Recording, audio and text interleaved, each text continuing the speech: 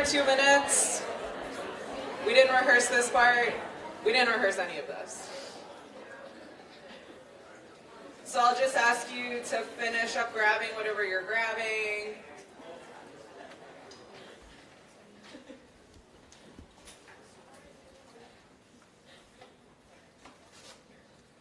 All right, that was my first big task, was getting to this slide. Nailed it. All right, good morning, everyone. My name is Eliza Pollack, and I am the Director of Innovation for the City of Philadelphia.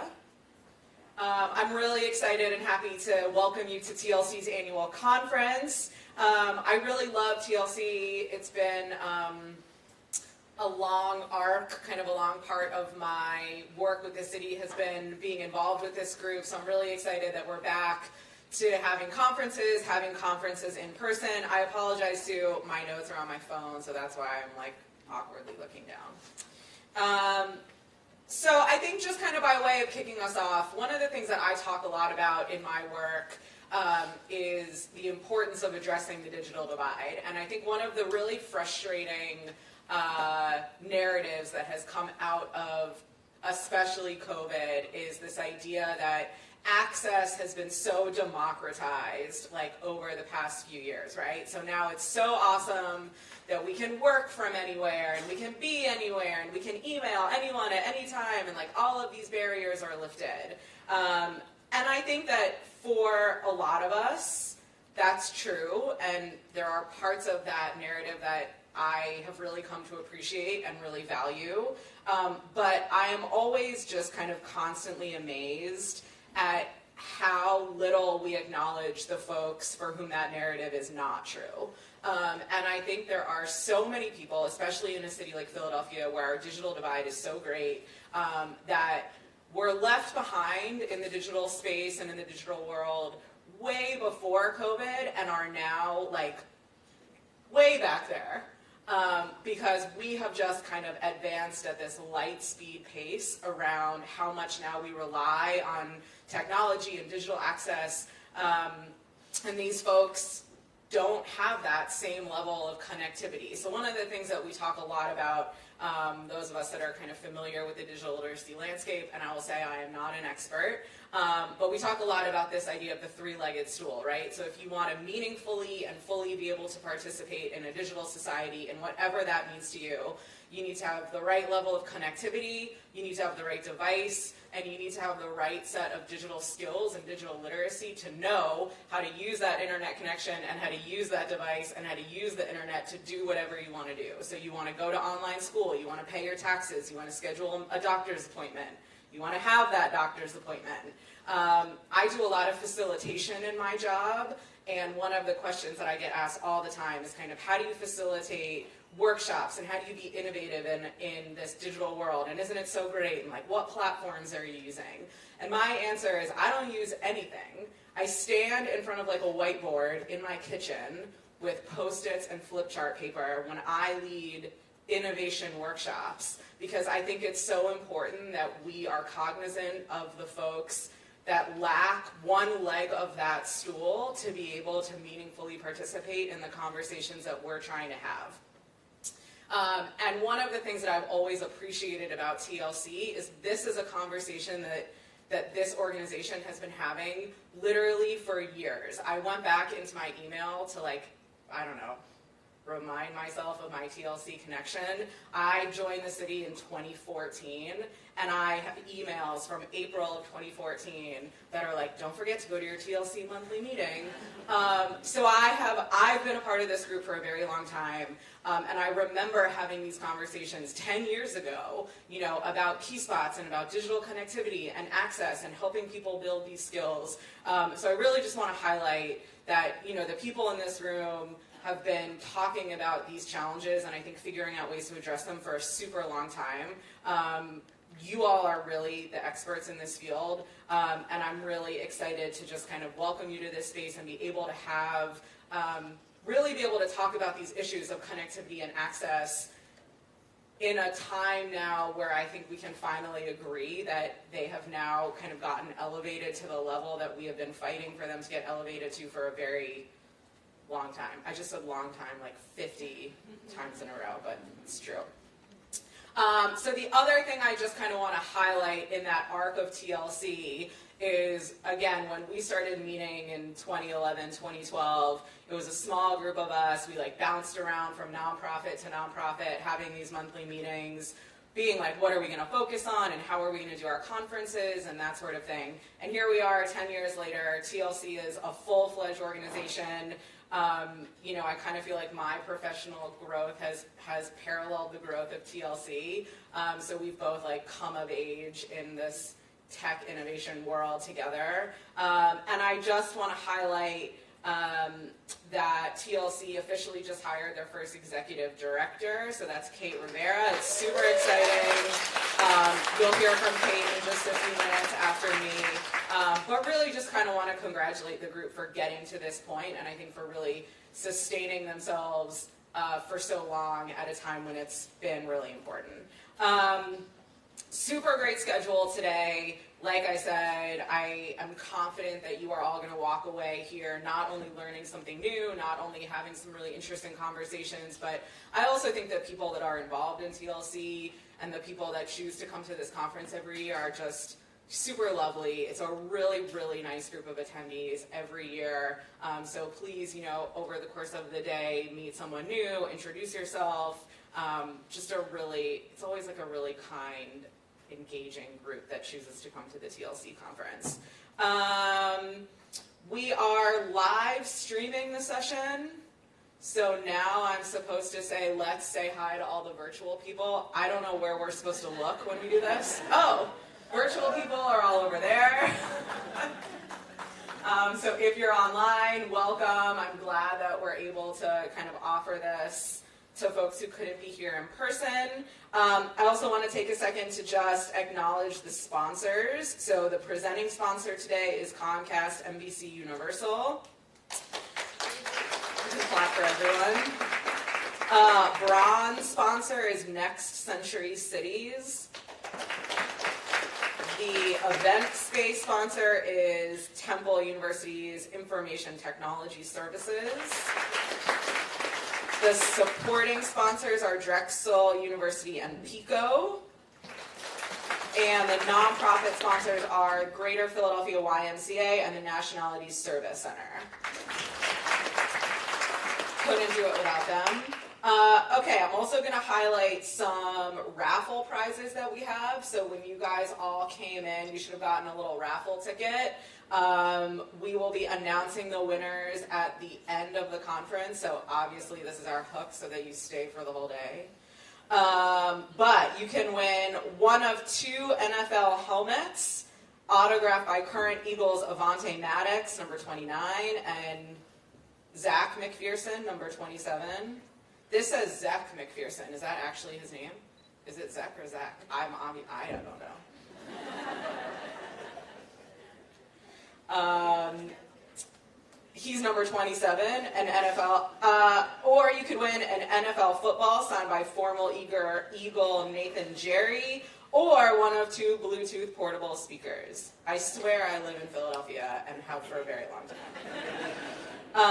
So if you didn't get a raffle ticket when you walked in, make sure that you grab one so that you can be a part of the raffle. And obviously just a really big thanks to the TLC board and the planning committee for putting this together. I'll give another shout out to Kate for stepping into that leadership role and really kind of making this happen, but big round of applause for all those folks.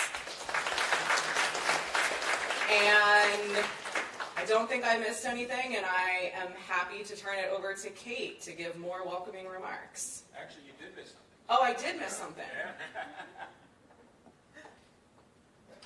Yeah.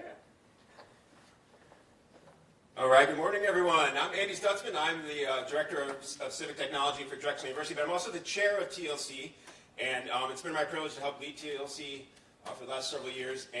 But now, I'm not just the Chair, I'm the Chair of the Board, because one thing that Eliza kind of mentioned as well is, one thing I want to celebrate right now is we have actually become a full 501c3 nonprofit, and it's just amazing. And that is early in 2020, when the pandemic was hitting, we realized this is something our organization had wanted to do for a long time. We wrote a proposal up to Comcast, and they said, yeah, We will help fund you to become a nonprofit, get this fund of staff you need to help get that done. And that's why we have Kate, by the way.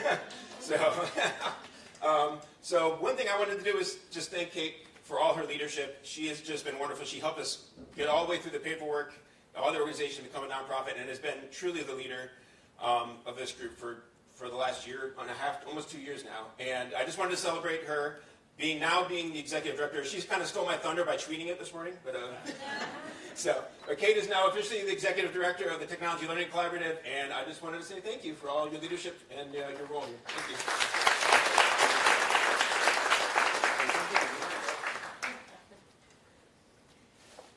And to go with that, we have flowers, see? You're welcome.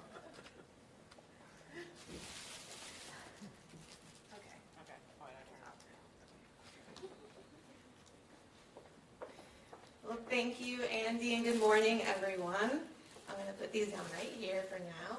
And those of you who are in the back, feel free to come in and fill in the seats. There's some empty chairs at some of the tables, and there's plenty of empty seats up here where you're awkwardly close to everything. We'd love to have you up here.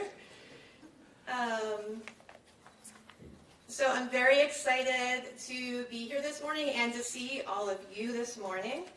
My name is Kate Rivera. I use she, her pronouns, and as you heard, I am the Executive Director of the Technology Learning Collaborative, or as we call it, TLC.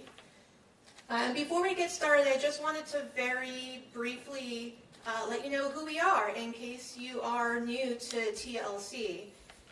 So we are a professional development organization for digital inclusion practitioners and advocates in Philadelphia.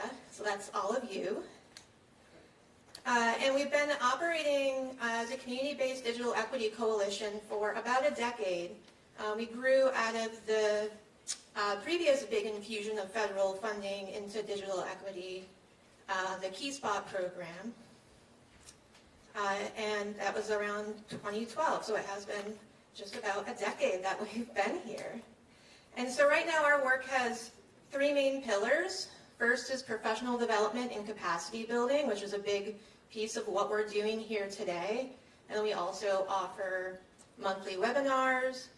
We have a listserv with over 500 members, as well as a Slack community where you can connect with others who are doing this work.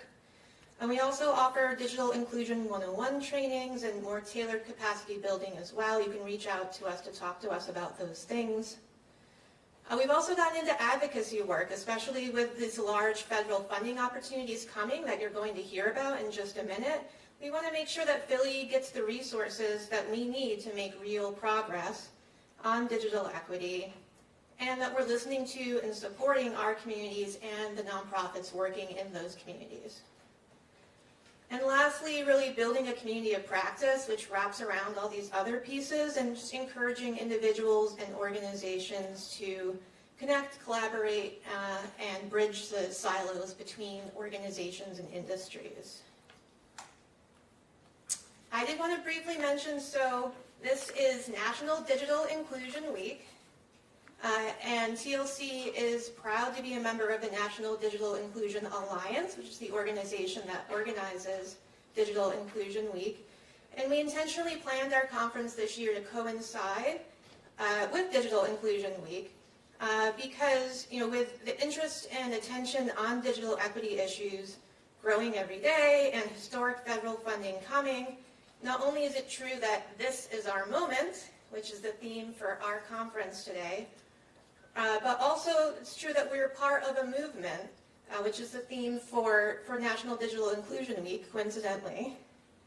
And so, we are part of a large and growing national movement to advance digital equity, not only in Philly, but across the country. So I'm so glad to have you all here today to celebrate this movement and to connect and learn from each other. And with that, I am going to introduce our opening panel, and I will bring them up to the stage in just a minute. But before I do, so our panel today will feature three individuals. We have Nicole Ugarte, who's the Federal Program Officer with the NTIA, and Aaron Wachter, Deputy Director of the Pennsylvania Broadband Development Authority, and Juliet Fink-Yates, Digital Inclusion Manager for the City of Philadelphia's Office of Innovation and Technology. And the reason why we invited these three people to speak today is to really paint a picture for you of the ways in which government at all levels is investing in digital equity work. So without giving away too much of their thunder, there's federal funding coming under the bipartisan infrastructure bill under NTIA, which Nicole will be talking about. And then a good chunk of that funding will be going to states. So in our case, that's the Pennsylvania Broadband Development Authority. And then presumably some of that funding will make its way down to Philadelphia, where we are. And our city government already has a 5-year digital equity plan ready to go, ready for investment, and already making some investments. So first I'm going to ask each of the panelists to come up individually to the podium and give some opening remarks about their work, and then we'll be seated on the stage. I have a couple questions for them, and we'll also take questions from all of you in the audience. And so first I'll welcome Nicole up to the stage.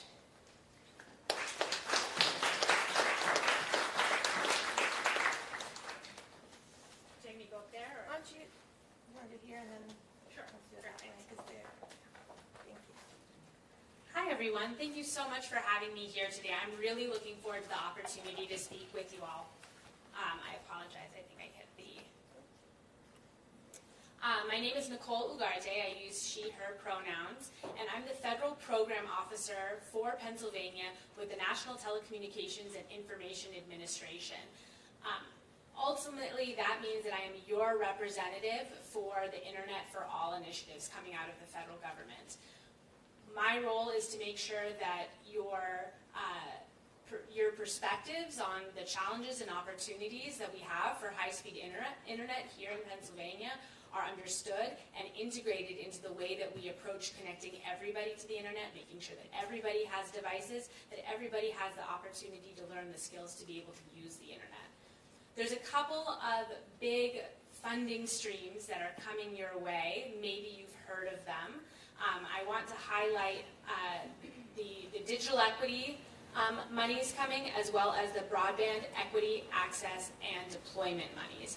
Of course, there's several other federal opportunities, and I really encourage you to check out the website internetforall.gov. There's great information, frequently asked questions, the notice of funding opportunities, and a real breakdown of how these different federal programs work together to support our communities.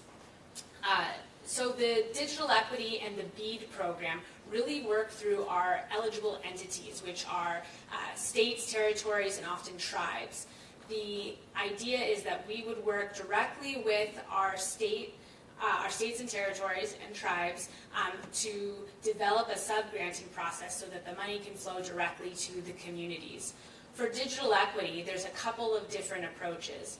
One is, the first pod is to develop a statewide digital equity plan. I think you'll hear a little bit more about it from Aaron later today. Once that's developed over the course of a year, there is a separate pot of money that will be coming in terms of how to implement the plan. The Commonwealth of Pennsylvania will have a year to develop this plan, and local coordination is a key component of that. That is something that we at NTIA, what we're going to be focusing on, making sure that how the plan is built really comes from the ground up. We're also focusing on a couple of target populations that must be covered by this plan. I apologize for my terrible eyesight. I want to make sure I get it right, though. We are making sure that we're covering low-income households, aging populations, incarcerated individuals, the veteran population, people with disabilities, folks with language barriers, racial and ethnic minorities, and then also rural inhabitants, which we've seen historically have had trouble connecting to the internet. Now, of course, this is going to tie in as a cousin project to our broadband equity, access, and deployment program. Yes, this program is focused on getting fiber in the ground, building out those connections to homes, but I will copy so many of my colleagues with the joke that BEAD without equity is just bad. So thank you. I won't quit my day job, don't worry. The focus here is that equity is a key component, not a secondary consideration of what we're trying to do. That is the purpose of this money, is to ensure that, number one, we have the infrastructure, but certainly once the infrastructure is there, it is completely meaningless unless people have the tools, the devices in hand, but also the skills. And you are all such key components of building that here in Philadelphia, so I'm very grateful to you. The Digital Equity Plan and the BEAD program will work in conjunction together. I don't have deadlines, I don't have application processes for you, because those are all coming further in the future. But what I do want to sort of challenge you all with is a couple of things that you should be looking out for. Number one, please continue to participate in engagements and events like this. This is such an incredible event, and certainly at NTIA we're grateful to be a part of it. Do what you can to make Aaron and the State Broadband Office your best friends forever. The Broadband Development Authority meetings are open to the public, and there is a public comment moment. We want to make sure that you all are forming coalitions when available. How can we work together so we're not implementing solution community by community, but really learning from the good work that's being done here? How can we scale up or down to different communities to really have an overall approach? I would also recommend that you stay up to date as much as possible with everything, all of the webinars, the information that's happening at internetforall.gov.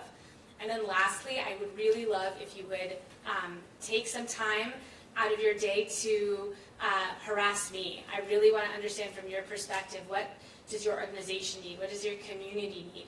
I want to know how you see the challenges to deploying broadband. I want to know what you see the opportunities are. In addition to being your representative, your liaison, we have so many resources that we can build to come help you all. We have an entire digital equity team of experts that are really looking at how are we going to address mapping? How are we going to look at assessments to make sure that we're building programs in the right way? We have an entire team focused completely on technical assistance. Do you have a template for what you're trying to do? Do you need a template for what you...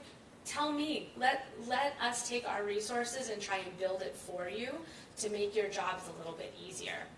I know that's a lot of information thrown your way and a lot of promises of money to come later on, but I hope that this is just a beginning of an ongoing partnership. I thank you all for your really hard work, and I look forward to sharing more about these programs as we get farther along in the process. Thank you.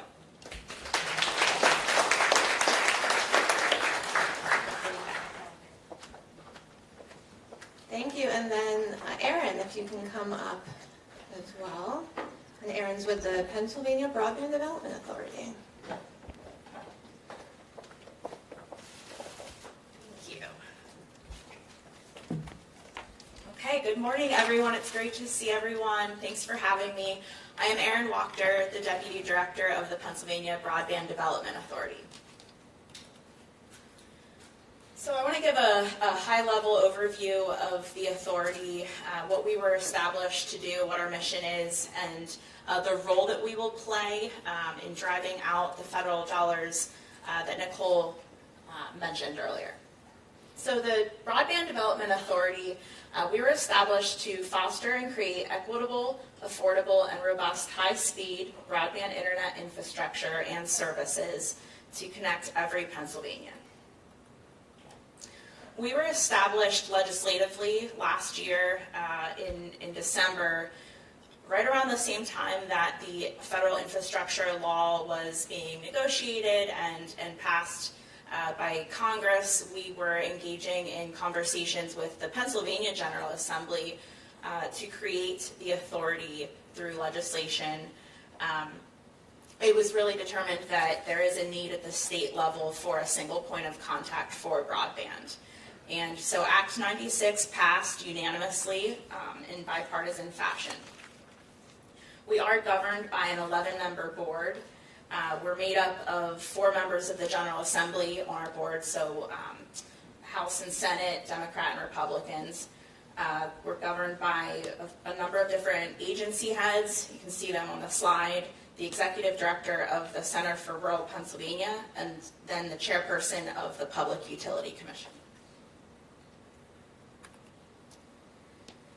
So the Department of Community and Economic Development, a state agency, we are the entity, and our office provides the administrative and staff support for the authority.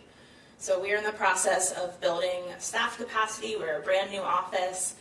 Our executive director, Brandon Carson, myself, we have 2 other members of staff, and then we are ramping up to become an 11-member team to include a digital equity program manager and an infrastructure program manager. Again, we are a single point of contact for state broadband initiatives and efforts, and we will be the sole entity at the state level to receive the federal funding that is coming. We're also charged, the Act 96 charged the authority with developing a statewide broadband plan that is required to be approved by our board of directors by the end of this year. So just one of many ways that we will be engaging our partners and stakeholders and communities in the development of our programming and plans is through the creation of subcommittees. We have 4 subcommittees that were appointed by our board of directors. Our bylaws cap that membership at 8 individuals per subcommittee. So you can see here we have data and mapping, technical, workforce and supply chain, and outreach and education. And through data and mapping, we are going to, we need a statewide map that identifies all of the unserved, underserved households within the Commonwealth, and then we intend to layer all of that data with, I'll talk a little bit about this later, but digital equity work and programs and skills training that is available within the communities, so that we really have a good picture of what's happening on the ground at the local level, so that we also know where we should and can target our funding.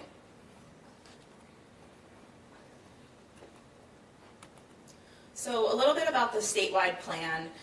It identifies 4 core challenges that we know face Pennsylvanians' ability to access or adopt broadband. On the first, broadband service infrastructure and availability, we talk a lot about mapping that I mentioned, ways that we can create sustainable operations and networks, talk about dig once, ensuring no negative impact to local communities or natural resources. The second component of the state plan deals with device and technology access.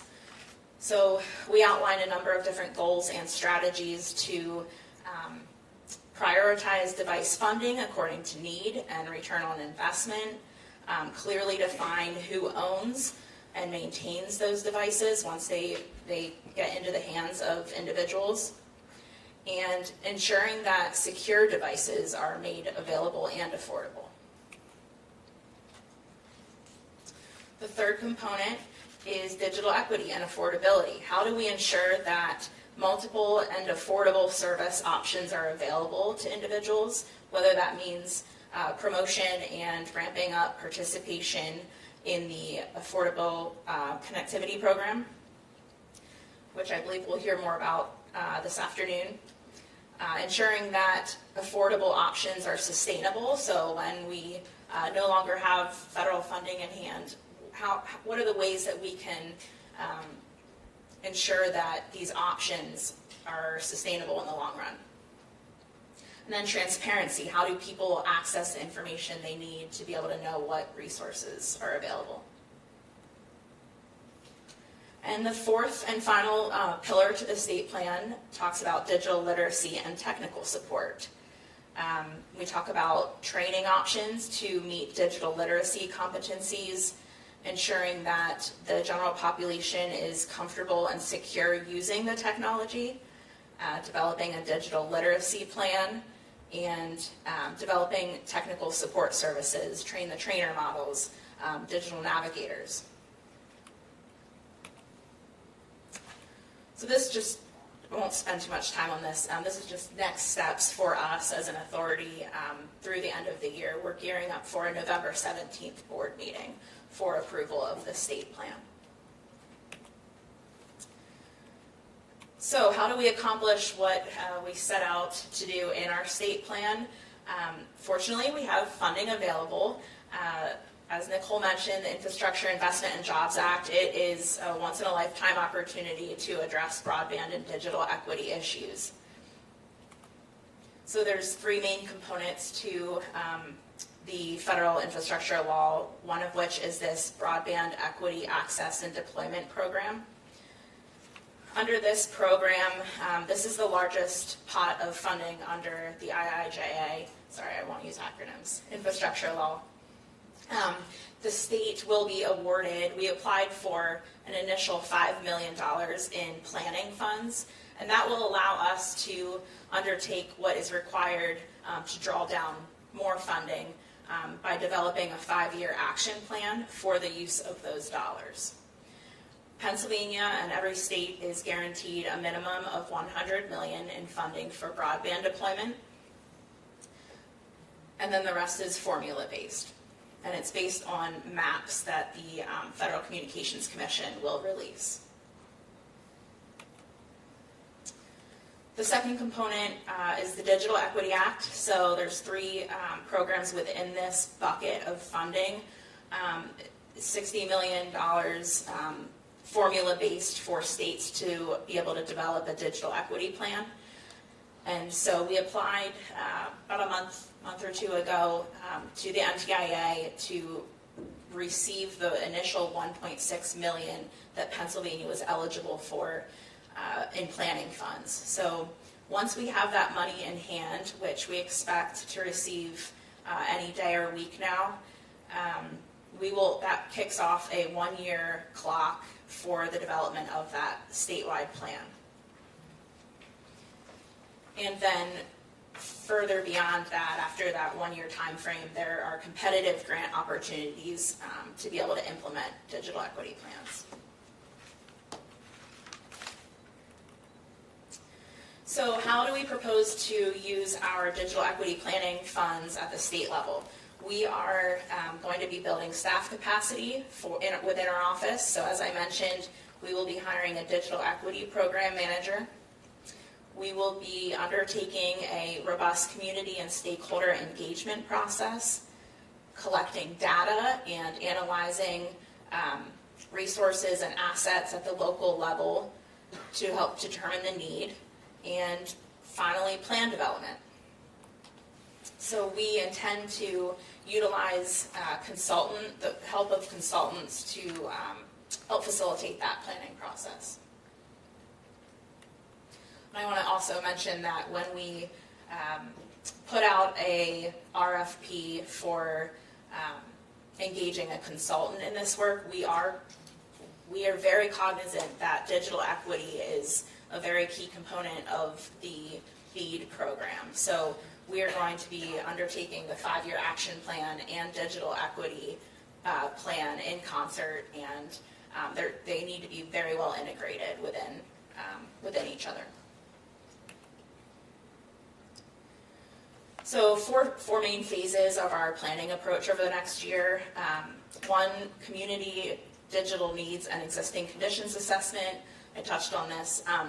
Visioning and objectives. How do we implement the plan? And finally, aligning funding and coordinating. Middle mile infrastructure, that's the third component of the broadband within the infrastructure law, and I'll just say we supported a number of different applications at the state level to NTIA, and it'll be interesting. This program was a $1 billion pot, and they received $5.5 billion in applications, so this was highly competitive.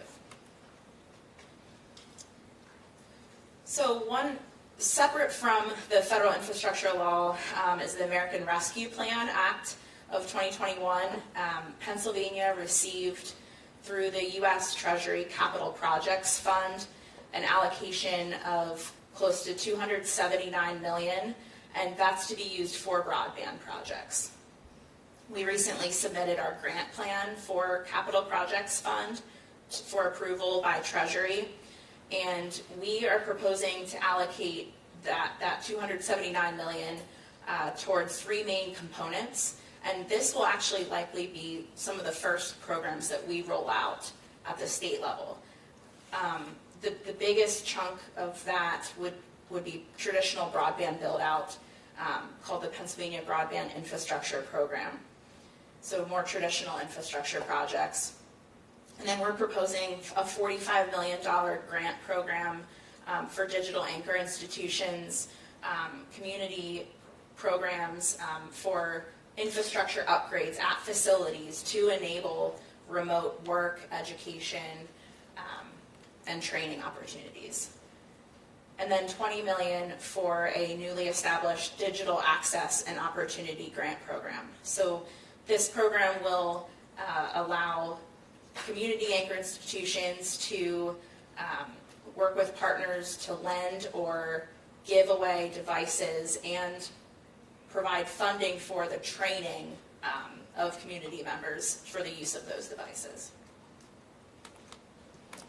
So timeline and next steps, this is what we have in front of us over the coming years. We are quite busy trying to stand up our plans and programs, and I hope to hear more from you over the course of the day. Please reach out to me. There's my email address. I would love to hear from you.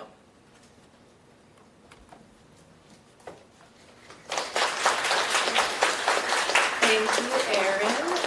So we've heard from the federal government and the state, and now Juliet will come up and talk to us a little about our own city's work, and then we'll have our panelists take a few questions. Thanks, Kate. Hi, everyone.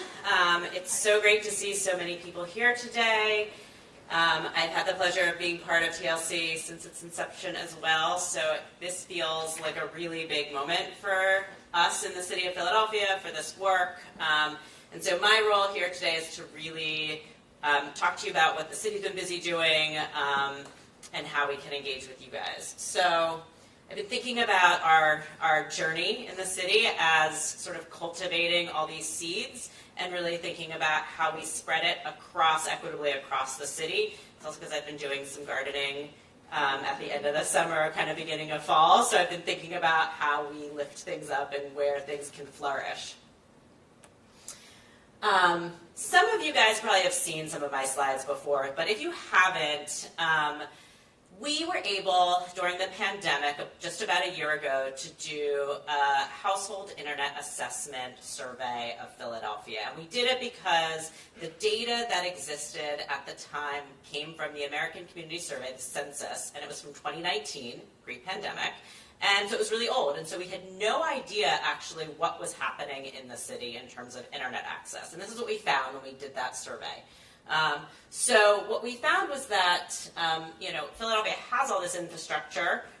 We have internet providers, but we also know that there's a lot of work that still needs to be done in this city. So 16% of Philadelphia households continue to lack high-speed broadband in their homes. That number has significantly decreased over the past 2 years.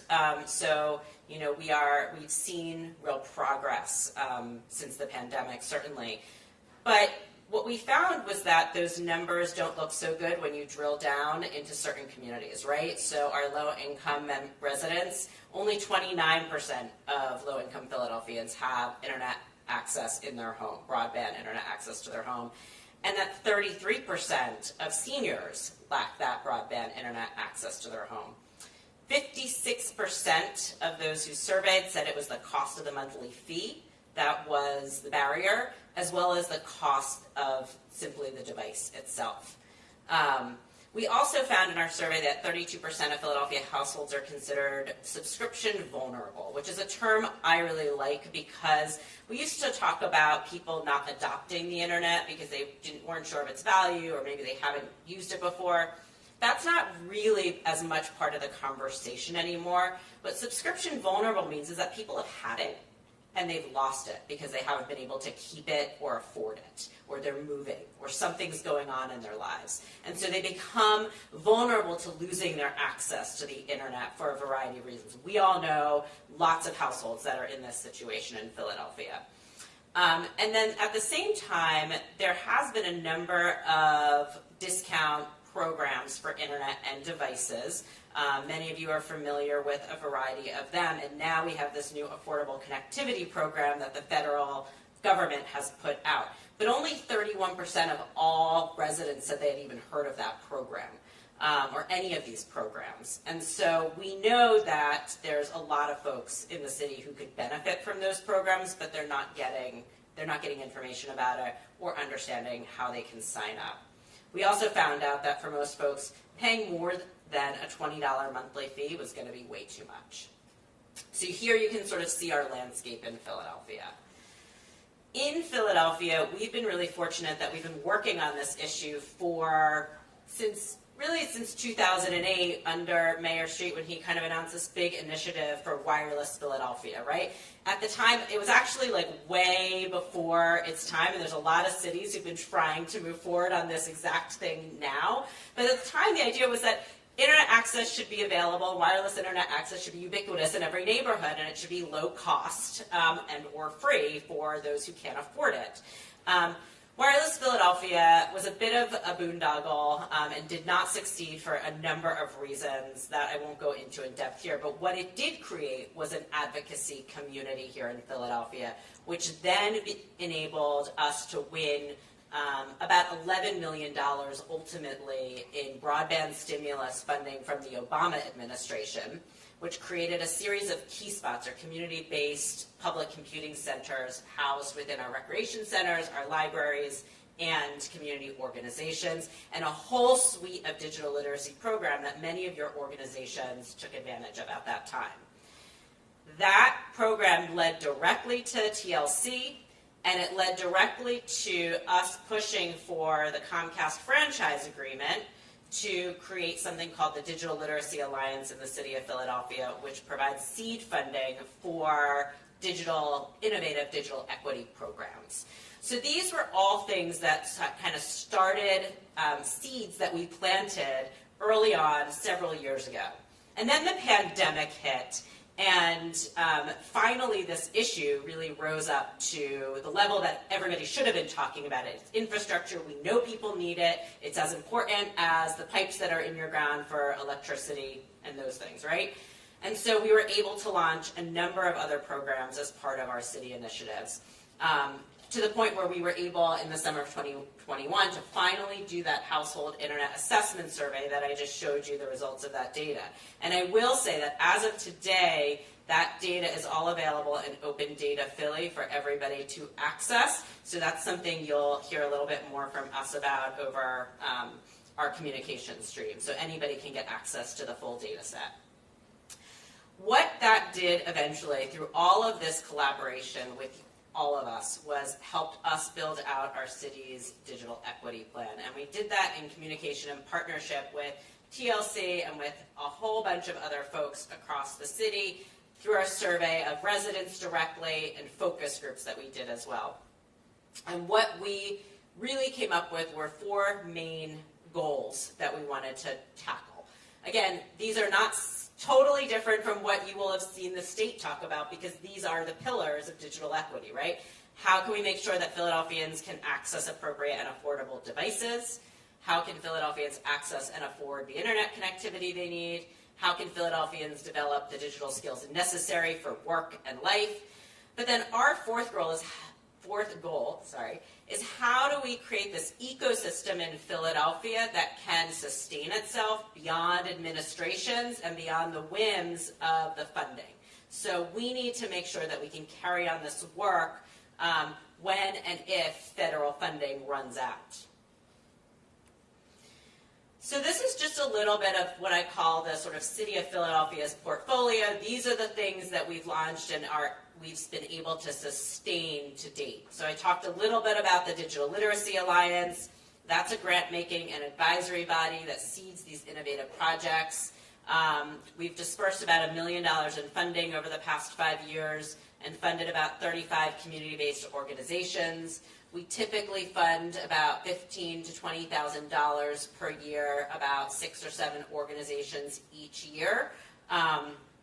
Although we've been trying out some different ideas. So we did a 2-year funding stream, and you'll hear from some of those folks later today who are part of panels. But these have allowed us to kind of think about innovative ideas. So when the census hit, we did a census round focused on digital equity. We did we were able to move money to our first digital navigator program through the Digital Literacy Alliance, which I'll talk about in a minute.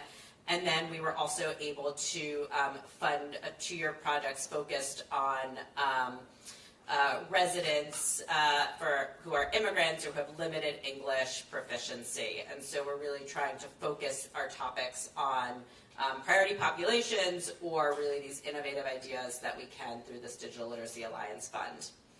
PHL Connected was our really big initiative out of the pandemic.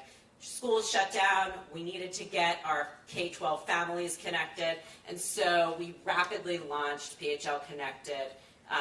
This was a huge investment from our philanthropic community and the city through federal dollars, $17 million over 3 years. And since that time, we have been able to ensure that we have provided 22,500 internet connections for our pre-K through 12 families. So we are subsidizing internet for these families right now. And we do that, they can get a Comcast Internet Essentials account or a T-Mobile hotspot. And then the third thing that we launched was our Digital Navigator effort. And so we funded 3 community-based organizations to become what I call kind of super digital navigators. These folks have been working with us since the pandemic. They each have a helpline available for any resident to call them to get support with how to get internet access, how to find a device for your low-cost device, how to get help with immediate tasks on the computer, and how to get referred into digital literacy programs across the city. They have seen 2,000 or more unique callers since we started the program. They've signed about 300, a little over 300 people up for internet since they began, and over 600 people have received a device. And then we are working really closely with the Office of Children and Families to really stand up this citywide network of public computing centers and combine it with digital skills. And so we have right now, there are 8 public computing centers and recreation centers. There's 54 libraries that offer public access with 16 digital resource specialists. And then there's over 50 plus community-based organizations now offering the North Star Digital Literacy Training and Assessment. And then that Office of Children and Families, worked with Philadelphia Works, our workforce board, to launch this next level learning hotline where anybody can call to find training and adult classes. And so we're really trying to build this ecosystem and build it in a way that you all can participate in it. And lastly, we launched a program called PHL Donate Tech that allowed us to collect devices that people wanted to recycle, refurbish them, and redistribute them out into the community. This is a really big slide. This is all of this work is in our digital equity plan, and so I'm not going to go through it in huge amounts of detail today because you can read this in our report. It's on city government's website under the Office of Innovation and Technology. It's there for you. But I do want to call out a couple things. So under devices, we know that we need to, that bulk purchasing and distribution works really well. We've seen the school district distribute hundreds of thousands of computers to every student now who needs it through a one-to-one device program. Bulk purchasing helps us reduce the price and move equipment quickly, and so we're really interested in opportunities that can do that rather than having every single organization buy 10, 20 devices on their own, really collectively kind of move devices. We also need to ensure that we have support for our public computing centers, and we really know that we don't have a strong system here for recycling and refurbishing and community tech support, and so we are working on that as the city as well. We know we need to sustain household-based models for internet subsidies, but we're also really interested in sustainable community-based networks to increase public Wi-Fi and free or low-cost broadband. And we are funding a group called Philly Community Wireless here in the city, who is starting some of that work in North Philadelphia. So we're really interested in these really community-led models. We also know as a city we have some leverage to really help expand high-quality and low-cost broadband subscription options by commercial ISPs and wireless providers, and so we're looking at a number of strategies that we can do that, and I'll talk about another one in a second. And then under training and workforce, we're really thinking about how to expand digital navigation across the city. How do we build and continue to build on this coordinated system of digital literacy providers that we have here? We are not trying to recreate the wheel. We want you guys to be providing digital literacy instruction just like you always have, but we want to lift up your practices. We want to see them funded well and appropriately, and we really want to integrate that funding so that we can kind of see the progress that folks make over time and connect it into workforce training and other next steps that folks might have. And then we also want to call out that we really need to make sure we're doing this multilingual outreach and programs to residents, that we have to remember that not everything can be or should be in English, and that there's many people who can learn these skills in their native languages. And then the last piece around ecosystem is that how can we ensure that we continue this work? And so some of that is that the city's invested in positions like mine. We now have 3 people at the city working on digital equity programs.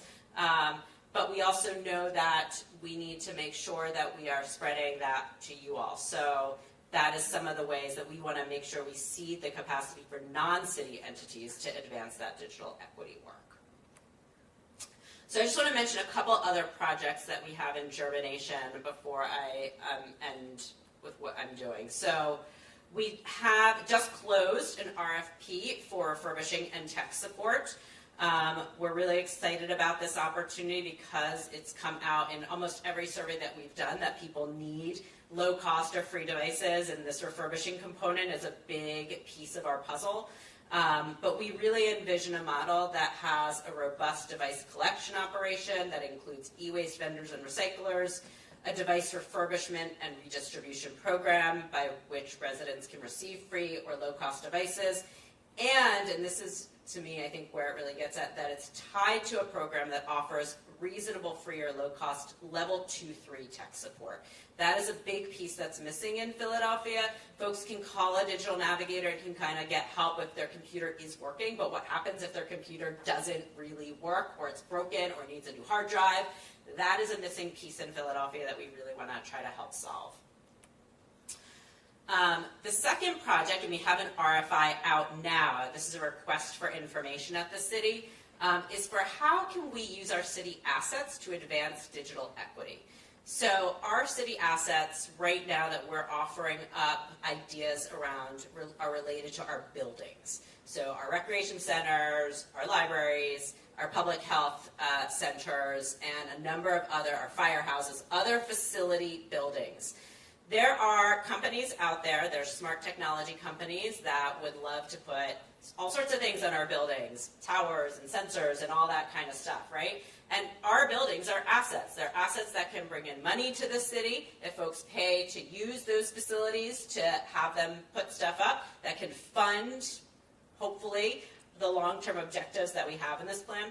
Or we hear a lot from folks who want to use the buildings to create more types of free or low-cost internet through wireless technologies that are out there. And so we get a lot of interest in this, and we wanted to be able to say, how could we make these facilities available? What would it take? What would it cost? What kind of access do people need to get access to those facilities? What is the city's responsibility? What would be a company's responsibility? These are big questions that ultimately the lawyers will end up deciding. But this is the first step in that process. And it will hopefully bring about a more equitable city in doing it.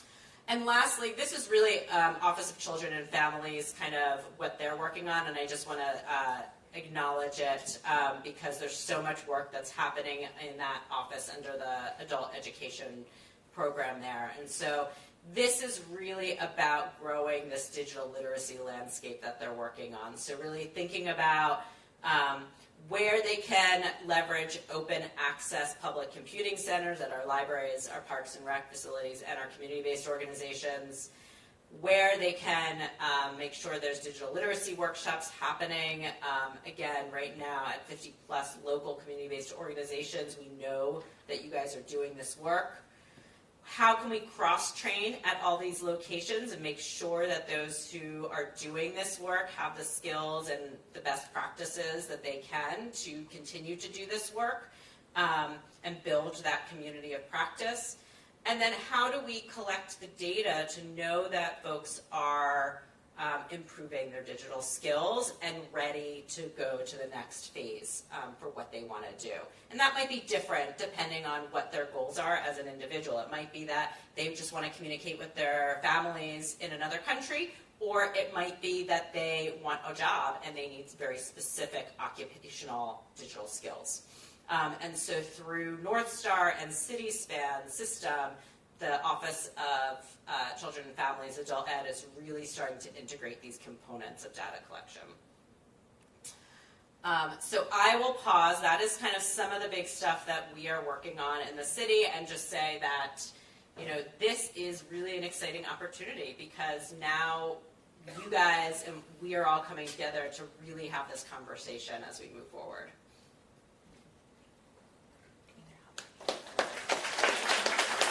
Thank you, Julia. We are so lucky in Philadelphia to have Julia and her team at the city working on digital inclusion and the rich history that we have. A lot of other municipalities don't have this kind of capacity, so we're very lucky here in Philly. And I'm going to hop up on the stage. And we're going to have a little bit of Q&A. I'm going to start with one question, and then we'll take audience questions, so get your questions ready. But my first question for our distinguished panel is, so all this federal funding is coming, we're all very excited for it, but it's going to take a while to get down to this level. In fact, I think we can't really expect funding to be reaching us until around 2023, even 2024.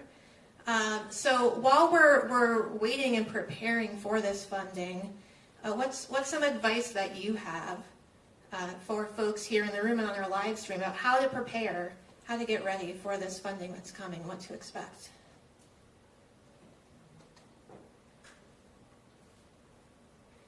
Can you guys hear me? Perfect. I can start off as the federal representative. I think that there's a couple things that I had alluded to earlier. On top of making Aaron your best friend, telling me, you know, what NTIA needs to know as we, you know, continue on our path managing these grant programs. There's a couple of big components. Please share what data you have to help inform how these programs should be built, number one. Number two, the FCC has some challenge processes that will inform how the upcoming data maps are built. That will determine the amount of money that the Commonwealth of Pennsylvania will receive based on how many locations need broadband or high-speed internet, and then the quality of service that the location receives. Currently, the broadband service location bulk fabric challenge process is open, so I'd say work with your local government entities to ensure that areas, including areas that do not have an address, are identified as needing broadband service. I think that is a key component, particularly when we're talking about multi-unit buildings. I'd say also look at, you know, we've been talking about these funding opportunities as, you know, once in a generation, right? A lot of comparisons have been made to the electrification of America. I'd say when you have the time, knowing that this money is coming, we're saying there's money coming. You guys are all very busy. I'm not kidding about that. And this is the time to start thinking about, okay, well, what are the creative solutions to address the hard problems?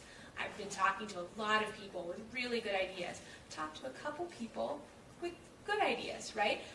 That's wonderful. The idea is that we have the time and, God willing, have the money to really fund innovative solutions to tackle the hard problems. So help us identify the hard problems and give us your ideas on how those should be addressed. We want, at every level, local, state, federal, to tackle the hard stuff. This is our opportunity to do that. I'll jump in for a second. So at a very, very local level for you all, you can hear me, I'm assuming. I think the thing that's let's talk about mapping for a second. So you guys are working directly with residents who are trying to sign up for internet access. The most important thing around the mapping is if you find somebody, or if you work with somebody, who says they cannot get internet access in Philadelphia from any major provider. Like they just can't get it. They can't get it Verizon, they can't get Comcast. If you find that, that's a moment when we need to put in a challenge and say, wait a minute, Philadelphia isn't as served as we thought it was. Now, I haven't heard many instances of that. And so I'm really looking to you all, if you're working with folks, to let us know. You can literally email me directly if you find folks, and then we can help you with that challenge process. But that is, I just want to acknowledge, that is the work on the ground work that, we are very reliant on the community-based organizations who work with folks to say, I've tried to get them access. It's not a bill issue, not that they can't get it, it's that they literally, the companies say they can't serve that area for some reason, okay? So that's what we're looking for. So if you hear that one, let me know. That's really important. That shows that Philadelphia isn't, quote, served in the way that we think it is. If you don't hear that, that's fine. That's totally fine. The next piece, I think, that Nicole mentioned was thinking about lifting up your programs. And what I would say from a little bit of experience getting some federal funding in the past for Philadelphia is that here is where we need to find partners, right? So it is very unlikely that your organization alone, particularly if it's a smaller organization, is going to be able to get direct funding. But if you partner with folks collaboratively and work with us in the city collectively, we can, apply for funding potentially together in the future, depending on what those funding streams look like, and be able to get a large amount for a number of organizations. So really think about who your partners can be. Make sure we know the work that you're doing in the city. Reach out to me if you haven't had a conversation with me. Make sure that you are connected to, if you're doing digital literacy training, that you are connected to the adult ed office, that potentially you're in the process of learning or using North Star, that you're included in the city span system, be engaged in the systems that are being built, because that will help you be part of this larger collective that we know about, and we know the kind of work that you're doing, and we know that it's good work. So really get engaged in that work.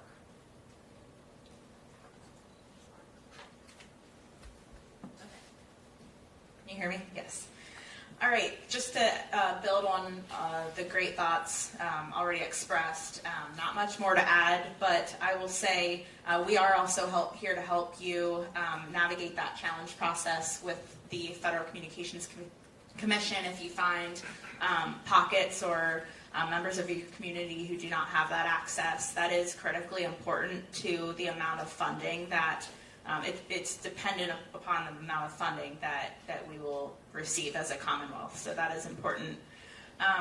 Share your plans with us. Reach out to the Broadband Authority directly. We want to hear from you what your challenges are, where the gaps might be, how we can best assist you when we're developing our digital equity plan and our programs in this space. Number two, join coalitions, collaborate with each other, share best practices and ideas. And finally, I invite you to join our meetings. Our board meetings are very informative. We have agendas on our website, and you can join virtually. So reach out to us, check us out online, and share ideas. Thank you. Okay, we will take a couple of questions from the audience. We're running a little bit short on time, so we're going to ask our panelists to be brief if possible, which I know can be a challenge. But if you have a question, raise your hand and we'll bring the mic down to you. All right, any questions? Oh, right in the middle. Oh, you're going to make it hard on me. I see.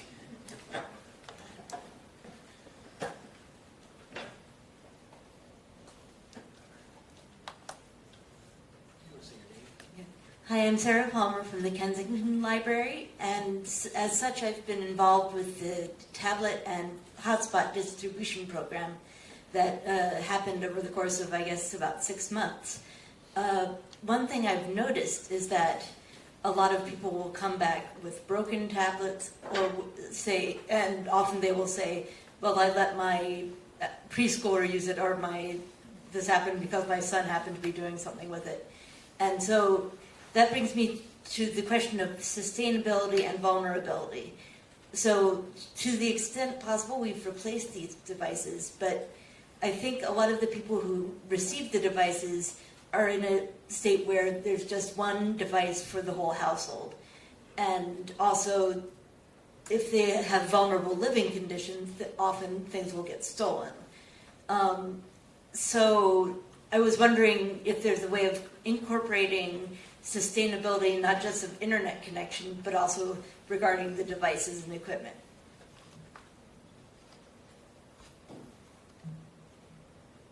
I think that's such a great example, so thank you for bringing that up.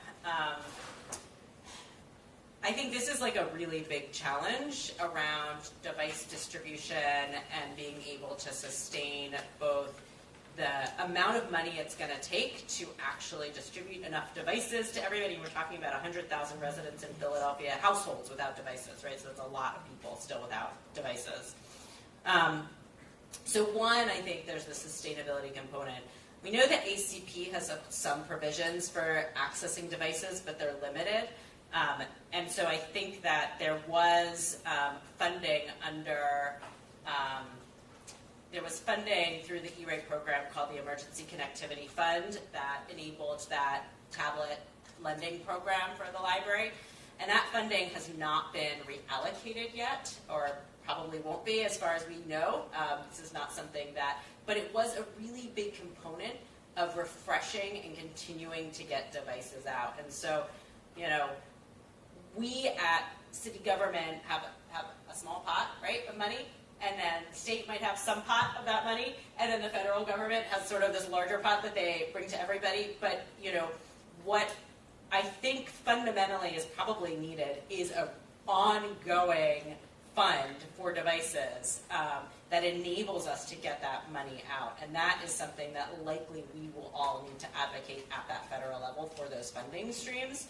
So I will just acknowledge that, because I think that program, you can purchase devices, but to your point, like they're gonna after a few years, the life of the devices is gonna end anyway, even if they don't get broken. And then you need a place for that tech support. And I think building in this tech support component where we can is really, really important. And I hope, I'm really pleased that that's built into the state's plan, because I'm hoping that we can really think about how we devote resources to that in local communities and statewide.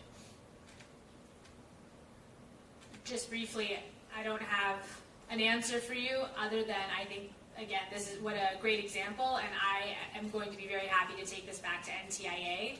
Let's get some good minds thinking about how we can live up to our promise to ensure these programs are sustainable. Thank you for bringing it up. All right. Any other questions? Put your hand up. Oh, well, there it is.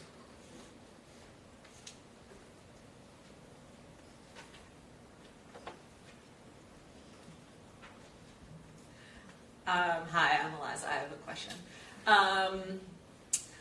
One of the things that I think a lot about in this space is like, what does the shared responsibility look like between like government at all levels that's getting funding that is going to help alleviate the digital divide, but like, what's the role of like universities for all college students, and what's the role of employers for all their employees? Like, what does it look like to share this burden?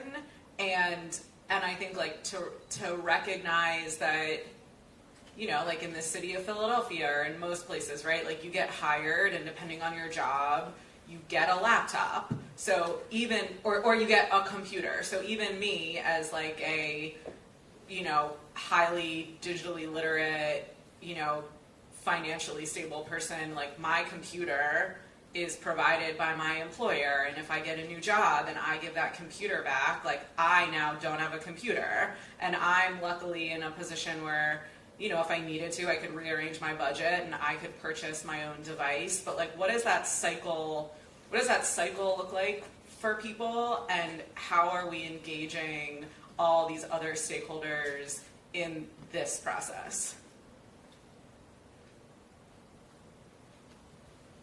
What an excellent question. This is another thing that I'm going to take back. I know, and at NTIA, a lot of the conversations that we're having are, how are folks going to be able to apply to university or apply for that job if they don't have the device at home first or the skills to be able to do it? So I think as a first step, like that's our number one. Secondly, we have a grant program, preceded me, so I'm not very well versed with it, that focused on universities and institutions of higher learning, and I believe there were a couple of institutions in Pennsylvania that received funding to ensure they have a solid high-speed internet connection and that they have devices, if not to distribute to their students, to ensure that their computer lab is something that could be used, that their computer lab has the internet, for example. So I think that's a small way, but obviously there's a lot of work to be done in the field. It's a great question.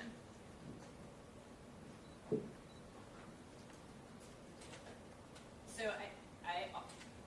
I also think about this a lot. I think about corporate partnerships that we need to have as part of this work. But I think it's not simply about the partnerships, it's about that sustainability, like what is everybody's role in it. And I'll just give one example.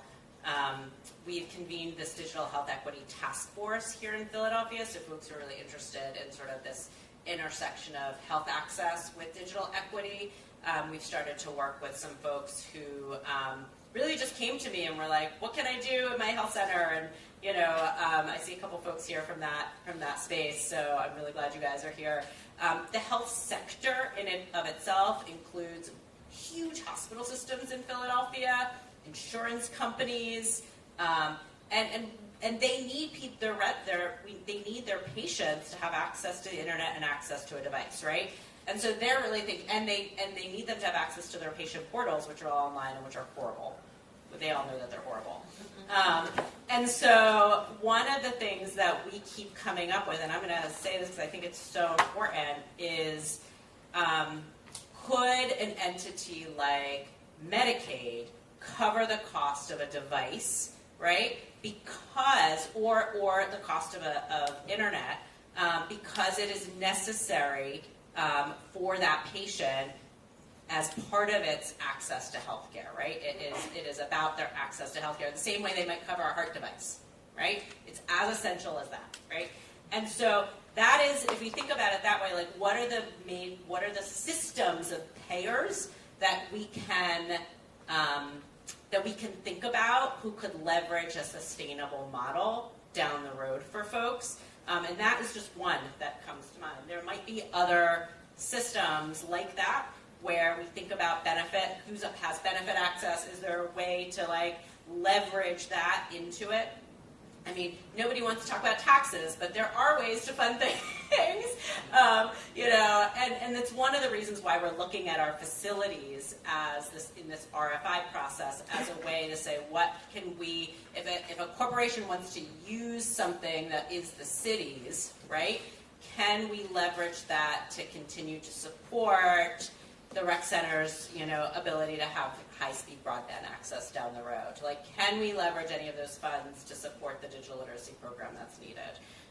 So I do think there's collective responsibility in there. It is not all federal government. We have to look at the wide, systems at play, and I think we have to look at these large sectors and where they can help support that.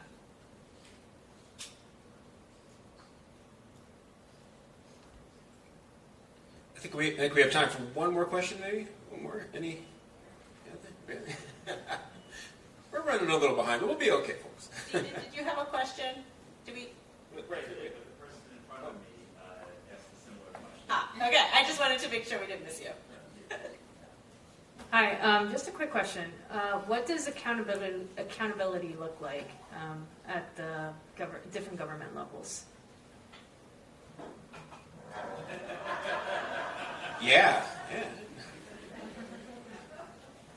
You want me to? I'll start local. How about that? I think accountability always to me really means that you guys are holding us to the mirror and saying you're missing something, that you are neglecting this point, that there's opportunities for the community to be engaged multiple times over and over again, and to feel that their voices are reflected in those plans. And so I think that's a key component of accountability, that that the community has access to the folks in government who are thinking about these things, that you see those plans reflected in your words and what you've said and what you've shared, and that you have input in how it changes or how it evolves over time. And accountability, to me, at the state level and in our role at the Broadband Authority as the funders of many of these federal programs, it's really ensuring that we are making the best and highest use of every single dollar received. While it is a large amount of money, it's not limitless. We need to be very good stewards of those dollars and ensure that our grant recipients are held accountable, and that we are tracking progress and being able to demonstrate progress using those dollars. As well as we're developing our digital equity plan, for example, being accountable to ensure that we are covering the entire state, adequately addressing covered populations within the Digital Equity Act, and being very inclusive in our approach and transparent.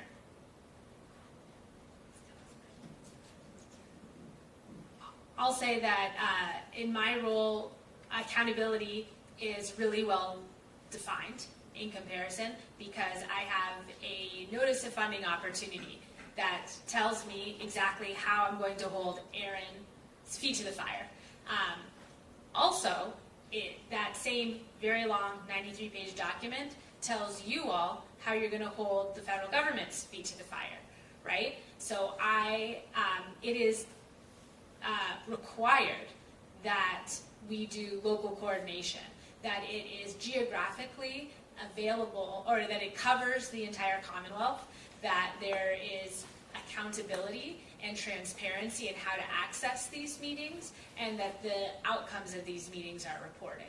For example, there will be a relatively intense reporting requirement that I'm going to go through every couple months with Erin and her team, and that Erin and her team will go through with the folks that they opt to grant. And it'll be tracked, it'll be measured. Overall, I think that we have these structures in place, but we also have the conversations that I hope to have with all of you we are using really idealistic language. I both love it and I hate it because I hear how not realistic it is, but it is my job to strive for the unrealistic, for the things that haven't been done yet. And so when we talk about, my job is to make sure that every person in Pennsylvania has access to the internet, a device to use it, and the skills to be able to use those devices. I don't know how I'm going to do that in 5 years, but you're all going to yell at me until it happens. So please continue. Thank you. And we are over time, but real quick, last question, lightning round, 30 seconds or less. What's one thing that you think is unique about Philly's digital equity work, or one promising practice or trend that you've seen in other parts of the country or the state that you can just mention real quick for us?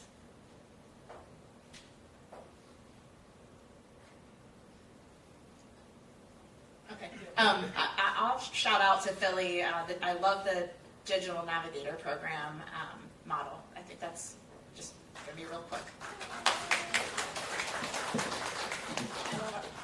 I think we're really fortunate in Philly. I think that we have a lot going on. I know we have a lot of gaps, but I think we have the organizations and the people on the ground who know how to do this work, and so it's really about lifting you all up to do it.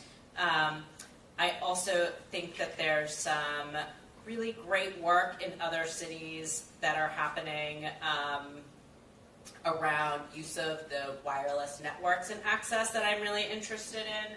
And so that's something that we're really, really thinking hard about here in Philly, how to bring those opportunities like that to neighborhoods in the city. So I'm looking at those models across the country.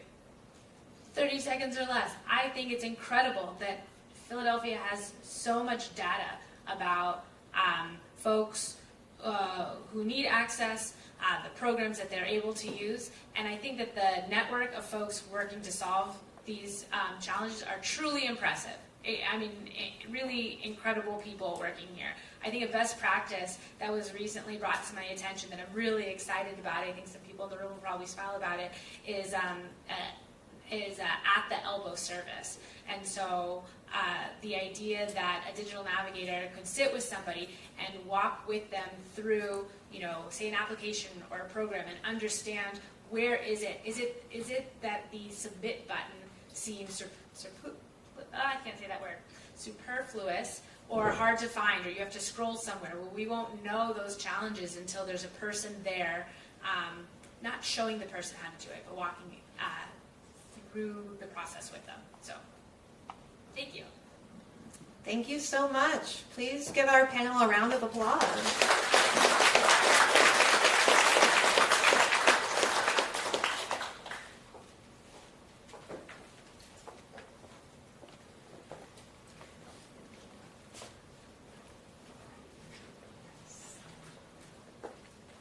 Okay, I'll say again, oh my God, we're a few minutes behind. That was super interesting, though. The only thing I'm going to add is an unsolicited comment. The question about government accountability, I think, is really important. And I think one of the hardest things about working with government at every level is, we will probably be the first to admit, our work and I think the way that we communicate and the way that we operate can be super confusing and really opaque. And in general, we do not make it easy to work with us because literally we face challenges of like, who do I talk to if I have a question about X, Y, and Z? And that is really, really hard. So I really want to underscore the fact that on that panel, you heard from 3 really wonderful and very accessible people that you now know at the local, the federal, and the state level with like names and email addresses who said, contact me, because I think that that's a very, I wish that were more common. And I think that when we have questions about government programs and how to do things, we want to talk to a person who can really help us, and we don't make it easy to do that. So I really encourage you to like take advantage of the fact that these people are here in the room and that they just offer their services. And I hope it's okay that I just said that because I didn't ask them about that. But but I think that's really important. Okay, now I'm going to send you on your way to choose from some of your, the next part of today is going to be breakout sessions. So you have 3 sessions you can choose from. The first one is supporting digital access and literacy for the adult learner, experiences providing digital navigation support and using North Star in the classroom. That's going to be presented by Beyond Literacy, the City of Philly's Office of Children and Families, and Drexel University. So that is located right next door in the cinema. So if you walk out this door right where you registered and hang a very quick right, there's a sign that says cinema, you can't miss it. Number 2 option is supporting English language learners in digital literacy environments. That's going to be hosted by the Norris Square Community Alliance. Oh, ta-da. Okay, Norris Square Community Alliance, the Welcoming Center, and CMAC. That's going to be on the 2nd floor in room 220. And then option 3 is pandemic-inspired practices for workplace wellness. That's going to be presented by HopeWorks. Also on the 2nd floor in room 223. So cinema right around the corner. The elevators are like kind of right ahead of us. Just hop on up to the 2nd floor if you want to go to either of those sessions. We technically have lunch scheduled from 12 to 12:30, so if your session is running a few minutes over, that's fine. We'll have a half hour for lunch, and then there will be kind of a presentation during lunch starting at 12:30. So I would say as long as you're back here by 12:30, 12:20-ish, and you're starting to eat lunch so you can be here for the 12:30 presentation, that would be great. All right, you're dismissed to go to your breakouts. Sorry, Real quick, if there's any TLC board members, if you want to come to the stage real quick for a quick photo. Any TLC board members? Bob, Nicole?